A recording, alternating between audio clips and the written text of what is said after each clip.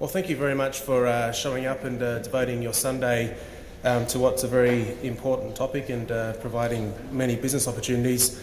I'm Daniel Leesong. I'm your MC and coordinator for today, so if anything goes wrong or if you need anything, blame me. I'll be floating around the whole day, so please, if there's anything I can help with, let me know. Firstly, I'd like to welcome Selwyn Snell, who's the Chairman of Horticultural Australia. He's in the audience. Hello, thank you for making the time today. And I've noticed the Chairman of AusVeg, John Brent's also here today, so thank you. We do have many distinguished guests and international guests from China. I won't list all of you individually, however, we'll hear from many of them today. So today, it's a relatively straightforward day. It is information rich. I know it's a Sunday, but please feel free to think about what's being said, ask many questions.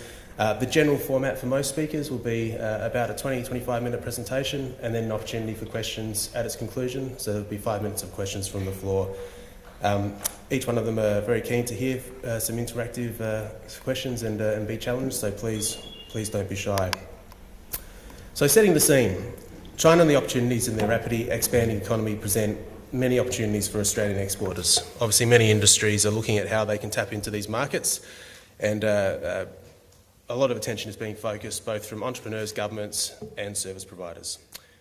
I did a little bit of work in looking at China and how important it is from a global GDP perspective. To put it in context, it's the world's most populous country with a population of more than 1.3 billion. President Xi Jinping oversees a nation whose gross domestic product is $8,250 trillion US. And that's a big number and it's very hard to conceptualise. So to put this in perspective, I did a few calculations. That's 10,473,000 kilometres of tightly stacked $100 notes. Or to put that in concept, it's 1,118,000 Mount Everests on top of one another of $100 notes.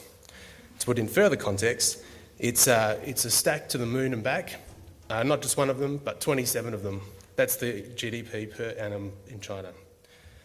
While Shanghai is the largest city in China, there's over 660 cities throughout the country, with over 171 of those having over 1 million people.